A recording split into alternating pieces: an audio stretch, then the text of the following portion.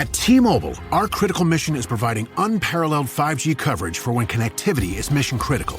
Introducing T-Priority, America's best 5G network experience for first responders, even in times of congestion. More capacity, faster speeds, better coverage. T-Priority from T-Mobile, built for tomorrow's emergencies, ready today. Discover more at t-priority.com. For qualifying organizations on eligible rate plans, coverage not available in some areas and may be impacted by emergencies.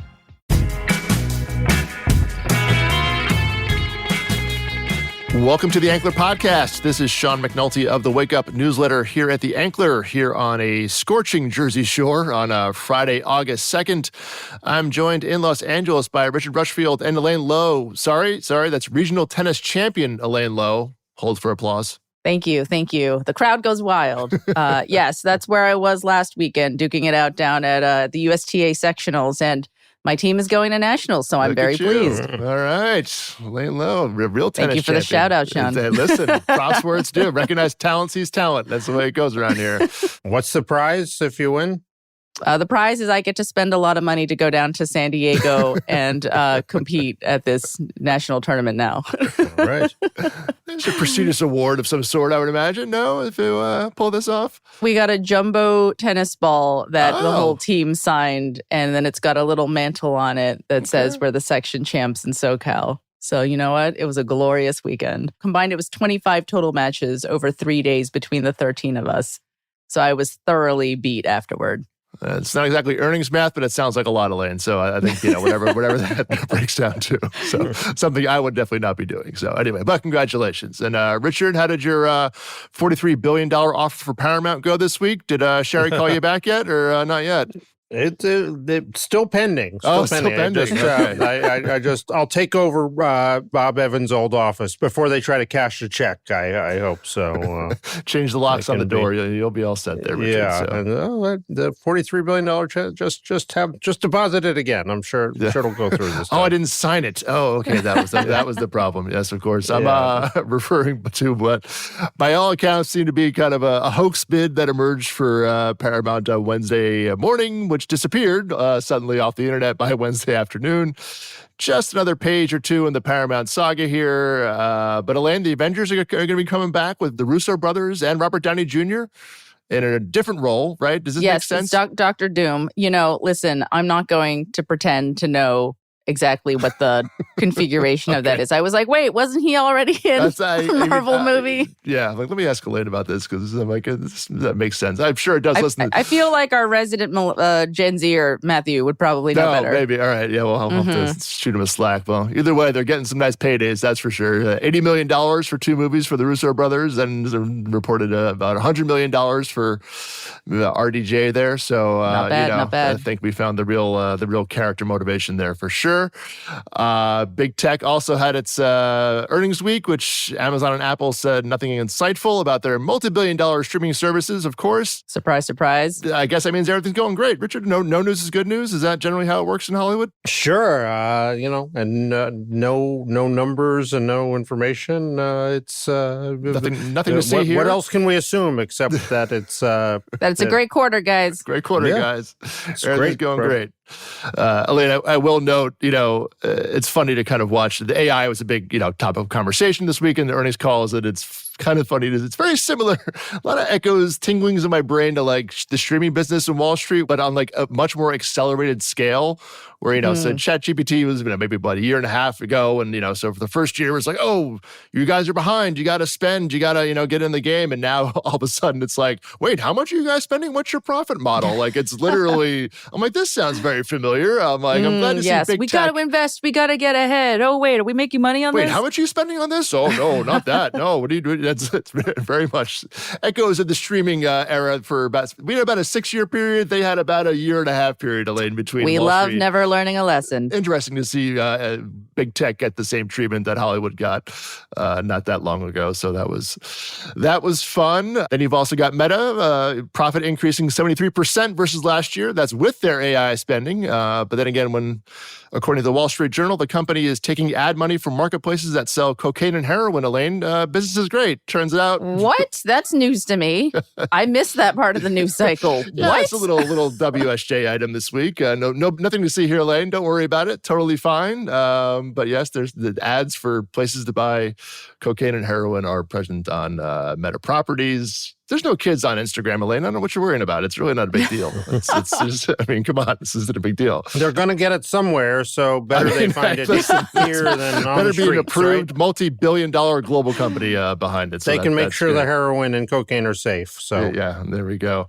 I don't know. Could be a cure for broadcast TV, Elaine. I don't know if the FCC might frown upon this, but listen, if they're looking for new ad dollars. Can you imagine that infomercial coming on late at night instead of for reverse mortgages? An infomercial. I love it. Coke. Exactly. Yeah, right. Anyway, but here and there in Hollywood this week, more layoffs this week, swinging back to Hollywood with Disney Television, adding to the summer of 2024 layoffs, which I don't think we all saw coming, not to be confused with the 2023 or 2022 layoffs, of course.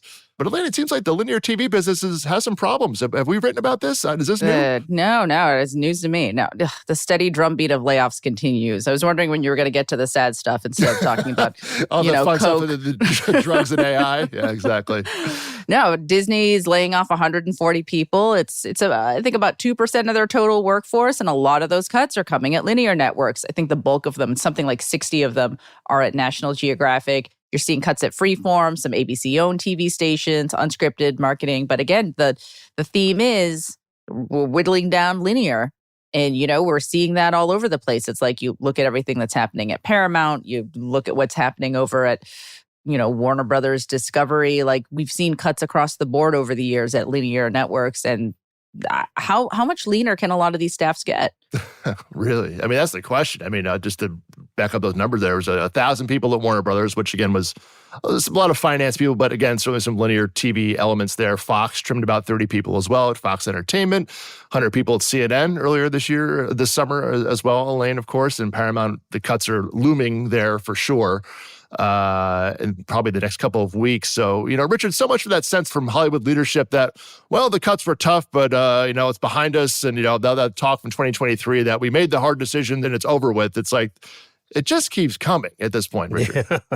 Well, I mean, how much can you keep cutting with linear? I mean, you can keep cutting until you get to zero. It's, I guess. While there's someone still working there, you can keep cutting because all these businesses have resigned themselves to they're going to be getting out of that business. So when you ask, like, what's the ultimate number of cuts that they want to do, it's, everyone. It's just a question of, does that happen in a year from now or in 8 years from now? Yeah, or just keeps happening along the way, yeah. Well, the move over the last couple of years has been to consolidate behind the scenes, right? Instead of needing an individual marketing or finance department for all of these basic cable networks, it's, let's whittle it down and let's make one marketing group that services 3 or 4 different networks. But at what point do you start trying to cut the fat from there? And what are you even left with? Well, that's the. I mean, Elaine, you've written about it. It's been written about, the zombie networks that are out there. We're talking more about the cable TV networks versus broadcast, but there's nothing even on these things anymore than reruns. So what do you even have to market or sell anymore? For the most part, I mean, there's a smattering of more unscripted originals, certainly not much scripted at all. So there's not much to sell or much to do. They all look like a UHF station used to look soon enough with, a night watchman and some guy came in and threw the videotapes in the machine. And could very well be, yeah. It's, kind of happening concurrently here, Elaine, this week. The larger cable companies, in the country are also reporting, cord cutting still going on, and about, I think it was another 900,000 lost subscribers from the cable bundle, which is what's driving all of this, is just, the cable bundle's melting. And then these, this is just and then the money's not there because the cable networks. I mean, it's less money for cable networks coming in because the distribution gets smaller, and this whole cycle can rinse and repeat. That cord cutting trend isn't going to reverse itself. Yeah, and this is the effects of that every time that keeps going down, and they keep making cuts. So it's just like, where's the bottom? It's like, and no one knows what that is. Well, the bottom is when cable actually stops bringing in any money. I mean, listen, cable still throws off some money. It's not so. It's like you can't kill something that's still sort of a cash cow in some ways. Billions a year, billions a year. So, and we had Venu announced their price this week, Elaine. The new virtual. That's right. How much bundle. Is that now? $43 a month for that for sports. So Richard, what am I getting with up. That? Richard, we have another bundle for you to sign up for. Are you excited? I want a network that is just people talking about sports rights and who's going to get sports rights. Oh, I can give you that. Not the actual sports, but just like arguing about like who's going to be broadcasting the next hockey game. Like, there's a niche streamer out there for everyone. Listen, that's a missed opportunity for me here. It sounds like, but for $3 a month, you can hear Sean talk about sports. How much rights. is this worth to you people? Yeah, I'm happy to provide it. But well, speaking of Richard, though, good old linear TV is still working for the Olympics. You guys watching the Olympics this week? What do you got here? Oh, of course. Have you guys been watching the women's gymnastics team? I mean, among everything else, Biles, I mean, great, sure. Sudi Lee rocking it at the all-around, and then team bringing in gold. Yeah, a lot of good. Swimming has been great too. And men's soccer got knocked out this morning, unfortunately, so they're out of the picture. But it's been a great first week here. And I've actually largely been able to find what I'm looking for on Peacock. Peacock's been a success story, it seems like. Congratulations. It's been working. NBCU announced their revenue is going to surpass $1.25 billion, be the most they've ever made on the Olympics. And again, most of that is still in from linear TV. About 25% of that is digital advertising revenue. So the majority is still from linear TV. They still pay roughly about $1 billion for the rights. So, it's very costly to put on, but a success for NBCU all around. And the Peacock problem, which had been a problem for certainly the Tokyo games and 2022 games is I've heard nothing but really good things here. And Gold Zone, total 180 in terms of the interface. Right? Yeah, Gold Zone. Yeah, I don't know if anybody remembers what the interface looked like 3 years ago at the Tokyo games, but it was a bit more primitive than on the surface and feels very fleshed out now. The Gold Zone is the kind of the red zone for Olympics coverage, so it just whips around to whatever current medal things are going on in whatever sport. So that's been getting a lot of buzz. So kudos to Peacock, where, we'll see how it sort of manifests in the subscriber numbers. But, it's funny how things can change in about 10 days, Elaine. What a Q2 earnings call. Did we do one of those? I forgot. I don't know. I don't even remember if we did one. I don't know. Where they lost, 500,000 subscribers? That's not important now, Elaine. I don't know. It's really not. Richard, are you watching any of the Olympics? I'm watching the TikToks of the athletes complaining about their cardboard beds. The lifestyle content. Right. That was an unexpected answer. Richard. What do you call that? The shoulder content? It's shoulder content, yes. The shoulder content, yeah. Very good, very good. Covering all the bases here at the Ankler. But they're sleeping on these cardboard boxes.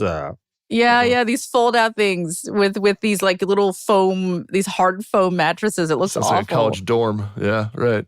Yeah, that's not. I think LA will be able to top cardboard boxes when they're all at UCLA 4 years from now. So yeah, they'll be in real dorm beds. So yeah, exactly. Yeah.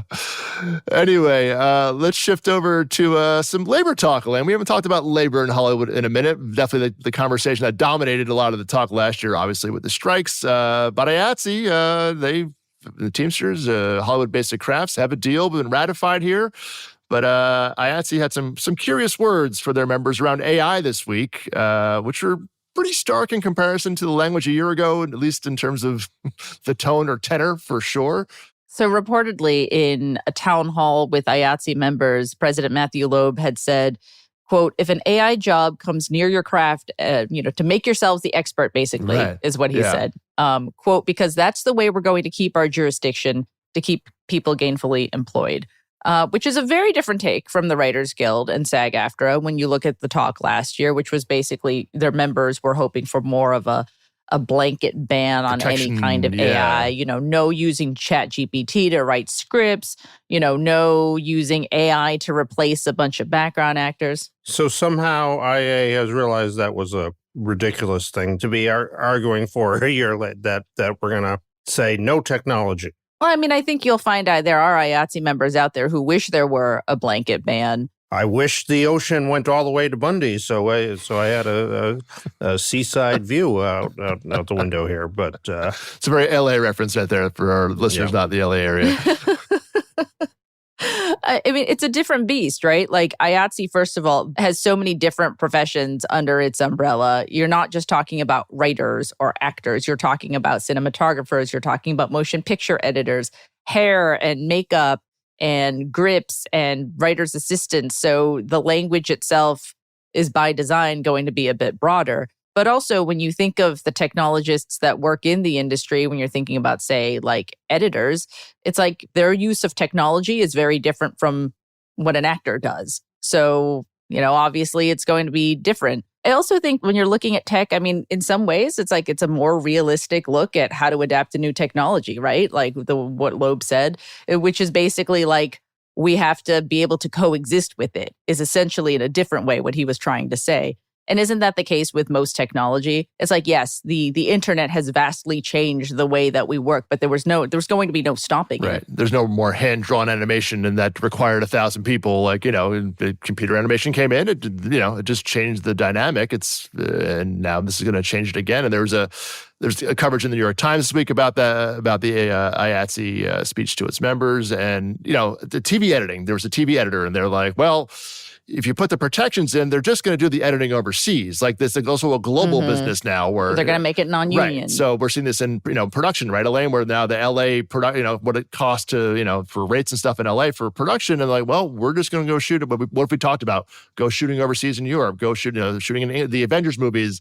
We're shooting in Atlanta. They're now shooting in London, the next two, so like. Yeah. The argument is instead of having them just go around you completely, why not be part of the process? Right. Why not learn to utilize AI so you become the expert at it so that you have more control? And that's their way of trying to advocate for more creative control, in the way that, the writers obviously took a very different path and said, we don't want AI to be any part of this. Yeah. And if there are going to be any sort of systems that the studio uses, that there have to be meetings, there have to be more talks about this. Yeah. So back in when I was in the newspaper game, the what? There was what is that? What is it? You're making that up. What's a newspaper, Richard? Tell us, Papa Rushfield.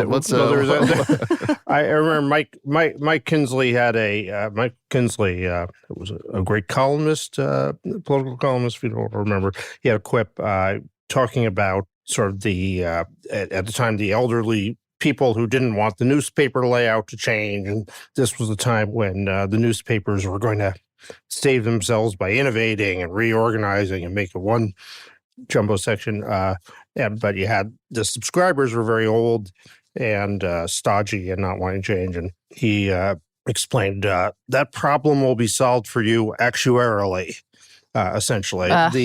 And so will the problem of people who say AI should not be part of our work here, and we shouldn't be using computers or whatever. It's if you go to a film school now, or you talk to deans of film schools and ask them what % of your students are using AI with their different thing, it is 100%. And if you ask the students, do you think you should be allowed to use them? It's like asking, should we be allowed to use stairs to come into the building? And you have a generation that's growing up and integrating these things with their work is just it will just be the air they breathe. Yeah. Speaking only from the perspective of our industry, it's like you want to talk about newspapers, look at an industry that tried to ignore the internet for as long as humanly possible. And what happened there? Yeah, or streaming in even linear television, whatever it might be. Exactly. Same kind of I remember it well. Principle. Exactly. Richard was at the ground zero of that conversation. We all have the scars from Many it. of those conversations. So when I was at the LA Times, one of the assignments I had was to give a seminar to the newsroom about, in sort of groups of 40, of this is the internet, and here's how you're going to be using your internet. And wait, what year was this, Richard? Much later than it should have been. It was not the 90s. Yeah. We had one. It's 2011. We had one very, very high, in the middle of our presentation, we had one very high-ranking editor stop us and say, whoa. These websites, let me explain to you why you guys are completely getting it wrong. The point of the websites is that when you have a newspaper and you take that into the bathtub, the ink runs all over the bath. It makes a huge mess in the bath. The reason people like these websites is they can print it out with an ink that doesn't run in the same way when they take it into the bath. It's very personal. Richard. Very personal. This was a real quote? It was an extremely high-ranking editor of the Western United States' greatest newspaper. Well, there you go. All right, bringing the reading. Everybody has their own reading habits, I guess. Yeah, and this was not this was in the 2000s. Right, exactly. Speechless. Not in the 1980s. So. Well, I think we'll leave our AI conversation there. Before we take a quick break, Elaine, you dipped into the world of BA this week, Business Affairs. Yes. When I first started out as a cub reporter covering this industry, I did it in this really backwards way. I was at an investing journal, so I learned things by, looking at Disney and Netflix's earnings reports. And then when I finally joined the trades and I was meeting people, I was like, oh, so this is how deal making is done. But it's like when you're getting plopped into a foreign country and you're kind of like, learn the language. And I did it by full immersion. And so I never really had like a guide that was a grammatical building block for Hollywood. And Ken Basin's The Business of Television, the first edition of that book, was a big help in helping me understand the basics. And so Ken has a second edition of that book coming out with a lot of new info on September 19th. And so we ran an exclusive excerpt of that in this week's series Business, which I encourage you all to read, where he talks a little bit about what can save us now in this streaming era, where a lot of the business models that were formulated over the last 5 years or so don't seem to necessarily be panning out revenue-wise. All right. And also theankler.com. You can check out Katie Rich has a new chat with Benj Pasek and Justin Paul, the songwriting duo from Only Murders in the Building, as well as some gems from La La Land, The Greatest Showman, and other shows in her Prestige Junkie podcast. Andy Lewis had a fun read looking back at the time when the Universal sent a basketball team to compete in the Olympics. Richard, Hollywood history is nothing but colorful, as always. Matthew Frank has some new details on the forthcoming Britney Spears movie. ESG has a new column looking at some of the new important numbers to note in the NBA deal and the great amount of positive spin that's existed around the deals, which he thinks doesn't quite bear out in the details and lays out why. Also some good perspectives on the international revenue components to check out. Has some good details on how those numbers compare to the new deal. And Eric Barmack had a new Real AI column looking at how studios should be, quote, doing AI here in the latter half of 2024.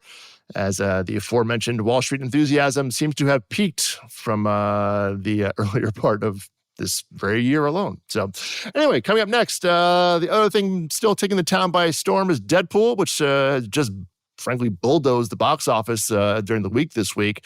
Richard recently talked to director Sean Levy about the whole thing, a conversation that had some really great insights into the marketing machine part of the business. And we'll take a look at his career up to this point, which has probably not been as smooth as you think, something Sean also shared some insight on in the interview. So we'll also look at what's ahead for the box office as we enter the summer's final month. Can July magic finally continue into August? I'll lay out the odds when we come back in a moment. Support comes from ServiceNow. We're for people doing the creative work they actually want to do. That's why this ad was written and read by a real person and not AI. You know what people don't want to do? Boring, busy work. Now with AI agents built into the ServiceNow platform, you can automate millions of repetitive tasks in every corner of your business, IT, HR, and more, so your people can focus on the work that they want to do. That's putting AI agents to work for people. It's your turn. Visit ServiceNow.com. TaxAct knows small business owners can sometimes use a little help with their taxes. That's why TaxAct has Expert Assist, a team of live tax experts ready to answer any questions you may have.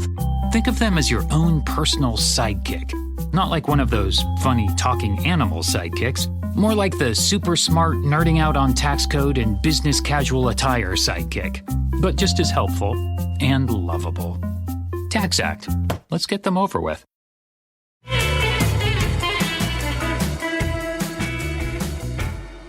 All right, Richard, dare I say the Deadpool chatter has gotten as loud as the Kamala Harris chatter in the town around this week, or same level, or at least in the ballpark, or, what do you think?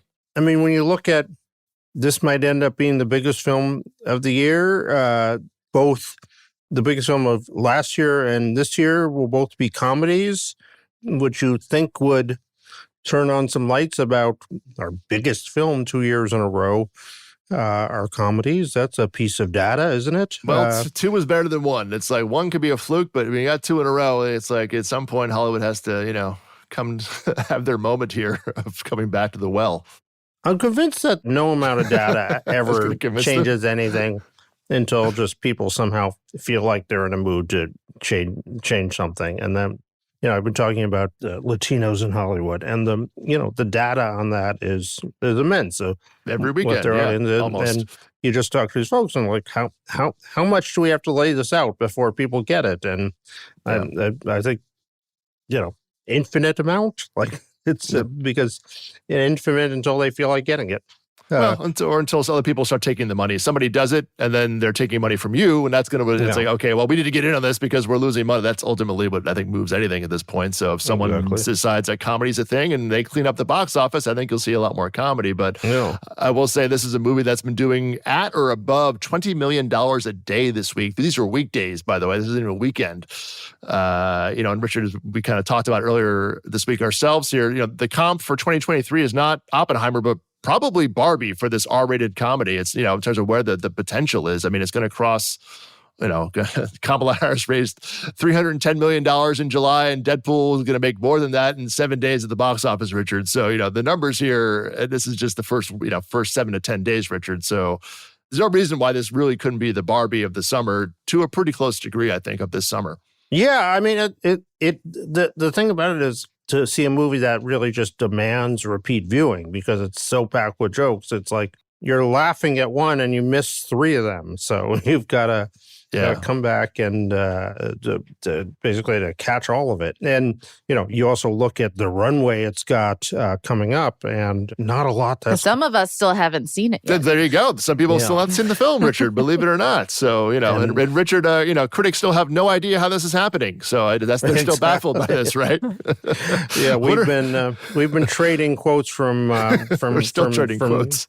Critics who can't believe that this is baffled. Are there really critics out there who are like, why is this Marvel movie doing so well over the summer? I would say of the top critics, that's kind of the consensus of what this is. I will read you a couple jokes without. Please. A couple of quotes here from. These are not jokes. These are quotes. Please, to be clear, people, on. These are not jokes. These are actual quotes. Yes, exactly. Let's see. Here's one of them from a notable. It made me feel something, even if that something was unmitigated despair. Was a tweet from a prominent member of the critical establishment. All right. Here's a couple more. Another one said, "It's a carnival of in-jokes, self-references, and reality breaks with no higher purpose than to congratulate its audience for keeping up.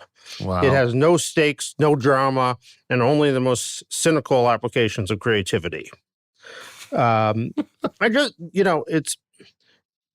This movie is basically like a satire of superhero movies. To a degree, there's elements of that. Yeah. Yeah. I mean, it's kind of like scary movie of superheroes. Like, I'm not quite sure. Like, do they think satirizing that superhero movies themselves are sacrosanct from satire, or they just don't believe in satire? I mean, I think the critical establishment is just against comedy and laughter, joy. Yeah. I think that's the problem. We again, comedy is subjective. If you say you don't certainly. If you say you don't find something funny, just like if I say I don't think this souffle tastes good, you can't argue with me and say I would never argue with that, Richard. Richard, I would never argue about the souffle with you, just for the record. I can't prove to you that something is funny or something tastes good or that you like. The American public can. But if you were saying this isn't funny, at some point you're obliged to find something funny. True.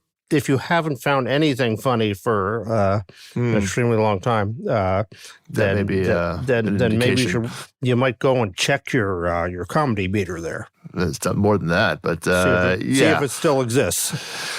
That's the thing about critics' reviews and tweets. They live forever. And, you go back to some comedies of the yore and you can find people who just did not get it either. And it's, that's the thing about these movies. So clearly America is voting otherwise about this, Richard. But I will say you also spent some time with part of the creative brain trust on this film, director and co-writer Sean Levy, talking about, the phenomenon and bringing this to life here. But what stood out for you most, after this conversation with him?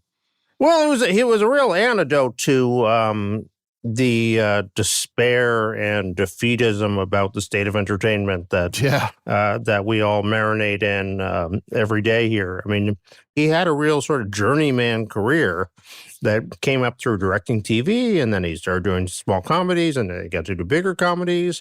Right. And he's had success, he's had failure, but now he has one of the biggest shows of the streaming era, arguably the signature show of the streaming era. He's made a movie for the streaming era. That'd be Stranger Things would be referencing that. Yeah. He made a movie in the streaming era. It was an enormous hit, and now has this movie that is proves you can make comedy, proves you can make R-rated film, proves and came in with superhero fatigue had supposedly drained the audience. And so he's sort of like the man who has figured out how to do Hollywood. Yeah, and he gave a lot of time in the interview to talking about the importance of marketing, Richard, and not just making the movie and saying, here you go.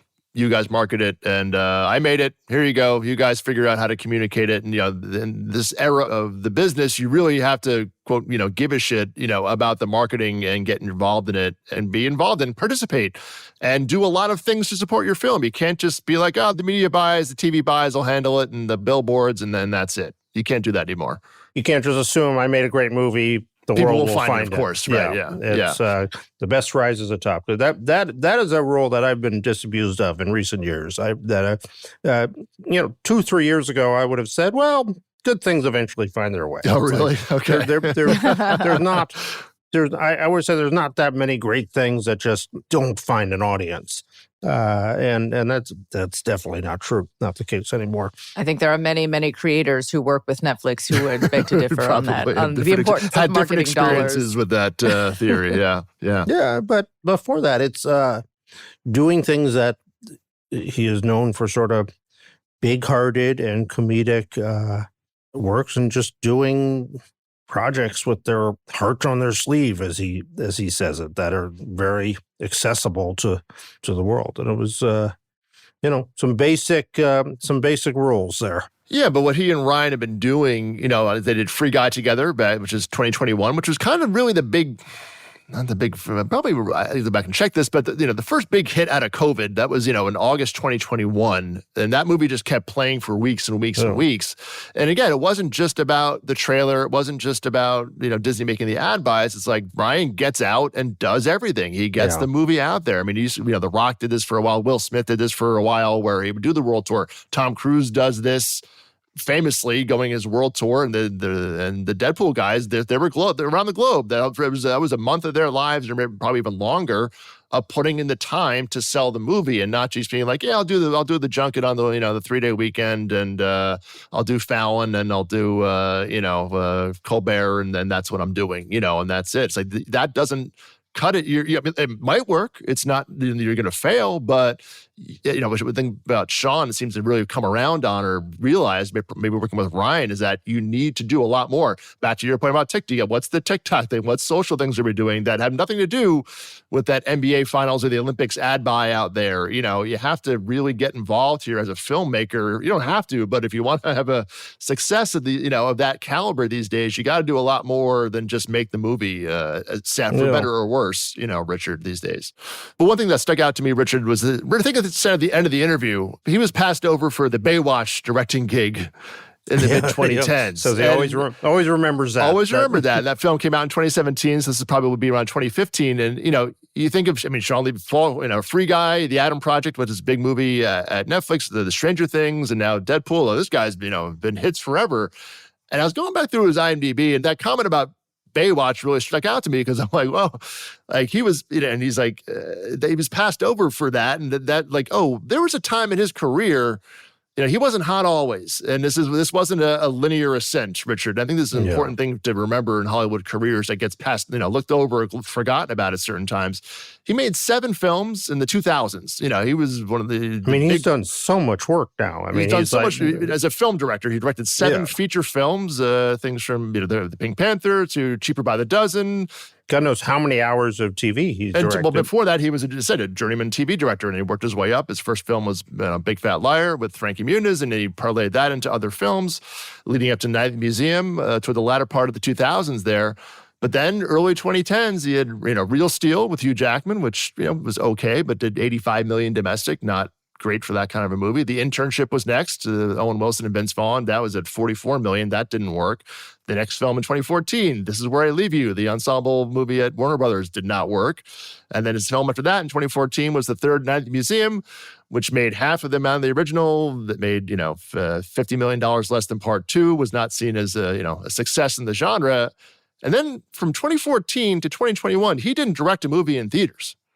Like he had, so his career was not exactly, as a film director, he was producing at Stranger Things, which he, was obviously a big part of, and he directed a part of that as well. But as a feature director, that's which is primarily what he's seen as now. It's not all one shot up, Richard, and there are values in careers. And I think bring it back to what you said at the top of the conversation here, it's just that spirit that he has of willing himself, or willing, just determination and optimism, Richard, which can go a long way these tough times in Hollywood to kind of, just keeping at it to a sense was a really important thing that I took away from that interview as well.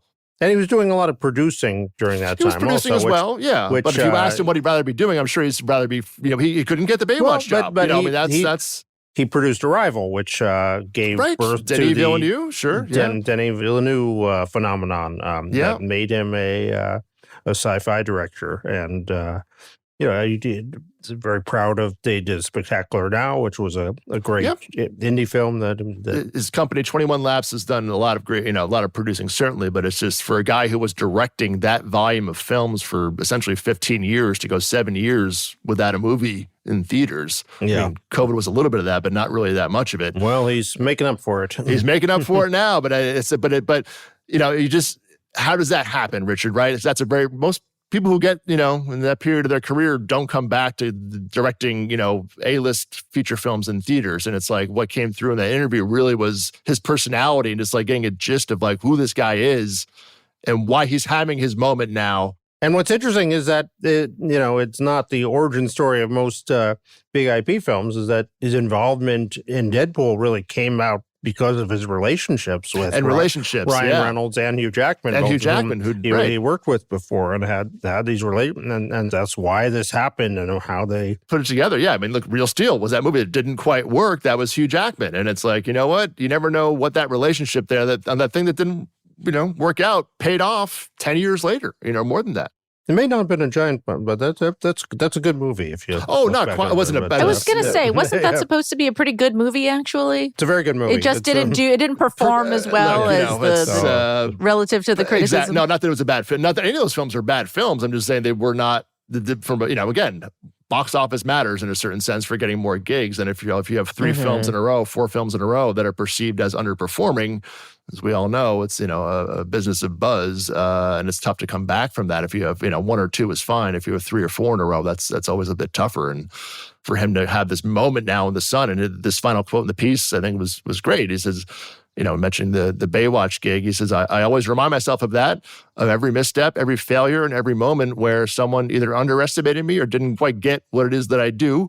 So now to be talking with you, Richard, in a moment where people seem to get it, it's very satisfying. And it's like, that's, but that's his persistence and his personality. Anyway, it's a great interview with Richard had there, and it's a lot of just wisdom and frankly inspiration, at this point as to how the biggest success in Hollywood now he's about Star Wars, Richard, right? He's got other, he has the lay of the land here, right? Yeah, they were talking about Avengers before that, but he still might do something more with Marvel and talking about Star Wars, and he hasn't committed to a next project yet, but so it's sort of looking for the story that grabs him. Yeah. Yeah, good read to check out over at theankler.com. But we'll shift over to the box office here this weekend to round out. We have M. Night Shyamalan returning, this time with Josh Hartnett.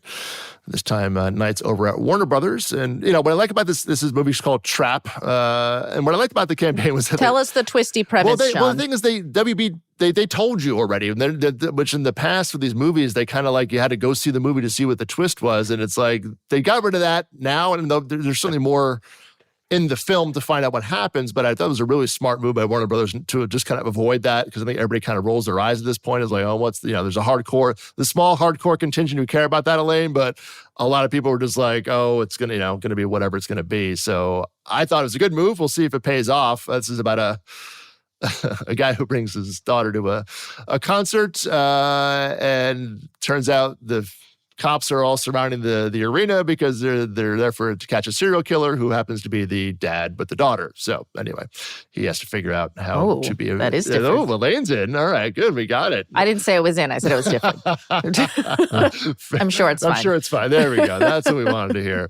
I will read the wiki summary later and see what the twist is. Oh, close enough. All right. Well, we got mild interest, at least from Elaine, so we'll take that where it goes. But of course, Deadpool and Twisters will probably still lead the way this weekend. I don't think Trap is tracking somewhere around $15 to $20 million.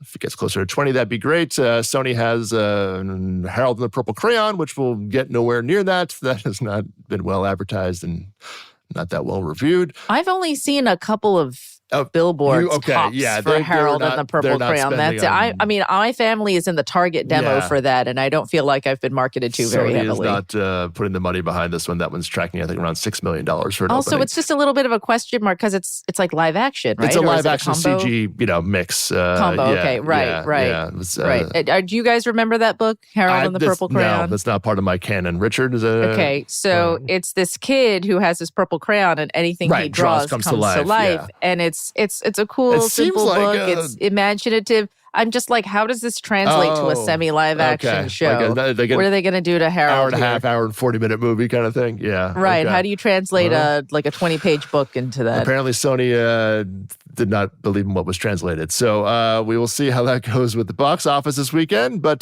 they do have next weekend, It Ends With Us, the big, based on the big novel phenomenon from Colleen Hoover next Friday, Richard, which could be a nice sleeper hit. We still have... Colleen Hoover is huge. There you go. We got Elaine now. Now we got her. I don't read Colleen Hoover. I just know she's big on Book Talk, which I also don't have TikTok. But you are aware. You're aware of it. So I'm aware. We've reached awareness, so that's good. Okay. We also have Disney Fox's new Alien movie coming in August here, Richard. We have Don't Blink from MGM with Channing Tatum, directed by Zoe Kravitz, which... could bring in some Gen Z and millennial bucks. And we have Lionsgate also has a film called Badlands based on a video game. Not too sure about that one myself, but Kev Hart is back on the big screen after a detour into streaming. You have Cate Blanchett, so we'll see what happens. But, Richard, not bad for August can be a real barren zone here. And, there could be some, on top of Deadpool still doing, amazing business in August. This, for a summer that was dead 2 months ago, not too bad. Yeah. I mean, of those, Alien's the only one that looks like a... All right, Richard's not going to that, but I'm just saying in general. Oh, Richard, I forgot your pick of the summer, the Ryan Kaji movie. Sorry, which one? The unboxing kid. Ryan Kaji project is also yes. Ryan's World. Yes, Ryan's World. Exactly. Well, that's going to be... That was your sleeper hit, right? Look, I already lost out with Fly Me to the Moon, so... So did I. I lost with the Watchers, so it's all on you, Richard and Ryan Kaji. Yeah, no, I think we'll be seeing big things from Ryan there. So, but... Okay. You're our last hope here, Richard, for a sleeper hit that hits. But Alien, I mean... Big summer for Disney if Alien does well. If Alien lands, that's essentially 4 for 4 there. So that was quite a turn. But so far, none of us have embarrassed ourselves with the summer box office predictions. Because essentially the favorites have won. So I think that's been, they've all delivered. But I didn't say we were taking risky bets, Sean. You're like, Sean, let's take we're the doing win here, well. All right, come on, trying to set us up here as experts. But I will say the one thing that loses this summer, all the May box office hot takes being that there's an endemic problem and Americans don't like going to movies anymore and all that stuff that has not aged very well. So anyway, then we have Beetlejuice kicking off after Labor Day. So that'll be the start of the fall season. So Not Beetlejuice. bad. I want to watch that. All right, Elaine's in for Beetlejuice. We got one. I'm on We got board. one from Elaine. All right. That's all I say. Well, Elaine, we'll round out here with the pop quiz. You say I never listen. I never thought we were gonna miss. You always thought we were gonna miss the pop Sean, quiz this week. You never listen to me. You repeatedly tell me, look, the pod is great. I love doing it, but can we talk a little more about things that happened before it was on this planet? That'd be great. You love talking about history great. here. So in for a treat. Richard, we have former Netflix Films head Scott Stuber, of course, is going over to the sworn enemy of Amazon for the next chapter of his career, which in addition to a production deal, Scott's going to revive the United Artists brand, UA, Richard. Remember that? Elaine, do you remember UA at all? I've read about it in the history books, yes. No real details here, but Scott's going to be up to just yet, other than attaching his name to it, as others have in the past, including Tom Cruise at one point. Richard, shall we go down a little UA history lane here? Just I'm going to bring back some names from the past here to just the business of yore, if you will. Bring it back to where Mary Pickford and Douglas Fairbanks had it once. They, of course, launched it with Mr. Chaplin there, right? Charlie Chaplin, yeah. It's a storied brand. Went through that. It was then later on, I believe the Rocky films came out of. Rocky still has the UA logo at the top. That's kind of how I knew it as a young Gen Xer. Was that was in the Rocky things, But Richard, I will ask you. I'm going to fast forward a little bit here. MGM was, of course, bought in 1981 by who sold it? Who sold MGM in 1981? Kirk Kerkorian bought it, but there's Trescinda Corporation. Who did he buy it from? That is a good one. It's did he buy it from Ray Stark? No, it's the Transamerica Company. Transamerica Company. Is that ringing a bell there? Okay. Yes, indeed. Yeah. This is one of Elaine. This is one of these along lines of Gulf and Western. This was a big thing of. Yeah, I was gonna say, wait, Transamerica owned for many years. MGM? Yes. Yeah. Do you know what Transamerica is? I know they have that big building in San Francisco. Famously, that exactly. The big pointy building. That's all I know. They're a bank. They're an insurance company. They had quite a list. They had mining interests. They had an insurance company, some banking. They had an airline. They owned budget rental cars. Yeah, you can name anything. They owned it. You can just start naming things, and I'll be like, sure, sounds right. They got it. They're a credit card company. That and Gulf and Western were the model in all these conspiracy films for like the sort of right the parallax view. Yeah, the giant corporation that was controlling the government and had its hand in everything, on parking lots and beverages and computers and. Yeah, these are the owners of Hollywood at some point. That remember even GE owning NBC was part of this thinking as well. Where it's just these diversified, broad companies. So anyway, Transamerica. Anyway, but we'll go back for a pop quiz for both of you on this one. So how much did Kirk Kerkorian buy it for in 1981? You can use money from 1981 for the price tag, or updated to 2024 money. Your choice. In 1981 money, I'm going to say, I can't even account for inflation if it's in 1981 money. Wait, how much did Amazon buy? MGM 8.4 bill? 8.4 billion, I think was the final. Yeah. Okay. In 1981 money, I'm going to say 400 million. Okay, Richard?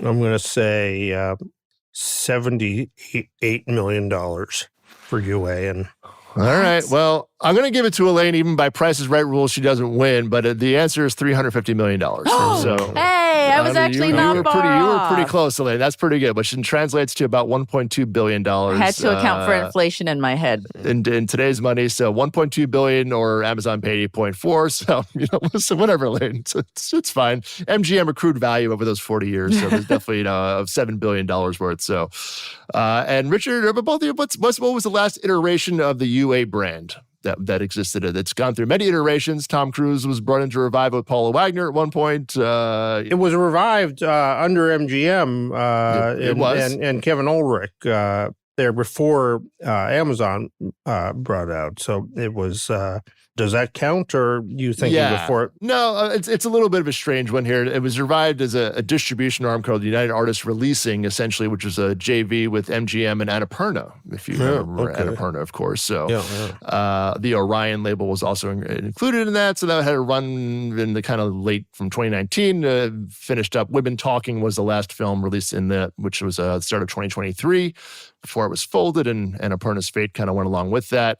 So Scott has Scott Suber, you got a blank card here to fill out the next chapter of the storied UA storybook here, which goes back to the start of Hollywood there, Richard. So I'm excited to see what Scott does. I have no idea what he's going to do, Richard, but you know what? Anything's good at this point, I think, to bring it back to have a whole new meaning in 2024. I mean, he created a whole sector that didn't exist there at Netflix of streaming film, which was scoffed at when they started doing it. That's not a movie, and who in the right talent's going to work for Netflix? Yeah, no one's ever going to do it. And they did it with no IP. And they had make 90 original movies a year or something like that. Yeah, so Scott definitely has the know-how to build from scratch, so we'll see what happens. But we'll wrap out. Of course, you can get all the Trap numbers, Deadpool numbers, Twisters numbers, and more in my Sunday night edition of The Wake Up, which you get as part of your Ankler subscription, giving you full access to the newsletters you hear about here in the podcast. Sign up over at theankler.com. Just enter the old email address. Next week, Elaine will be hosting the podcast, as I'm going to be locked in a room all week with meals slid under my door. It's going to be breaking down all the Q2. But we will be allowing you out of your cave for the pod. Allowed my one.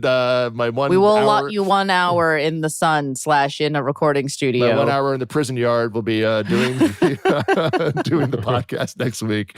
We have in a 3-day period. We have Fox, Disney, Paramount, Lionsgate, and Warner Brothers Discovery all decided to do their earnings reports in a 3-day. Oh, you're not going to lose your mind at all. No, I'm going to be totally cogent and coherent by the time this podcast happens next Thursday. We'll bring you out. You'll be a babbling brook of free cash flow numbers. I'm just not saying what I'm saying is making any sense at this point. But Elaine will be taking the reins. So, but then I get to take the rest of August off, Elaine. So that's nice. Nothing else happens after that. All the companies have spoken, so we'll take that off till Labor Day. So we'll see what happens. But of course, you can get all my analysis from those numbers and the Wake Up next week over at theankler.com. It's also easy to reach us here at the podcast anytime at podcasts@theankler.com, and follow on the socials at The Ankler on your favorite social platform. Richard, Elaine, always a pleasure to stroll down with some Hollywood business. We had AI, we had TV, we had movies. We covered all the Hollywood gamuts today, guys. Great job. Who says the summer is slow? Who said the summer is slow in August? Exactly. And a big thanks to all of you for listening. We'll see you next time.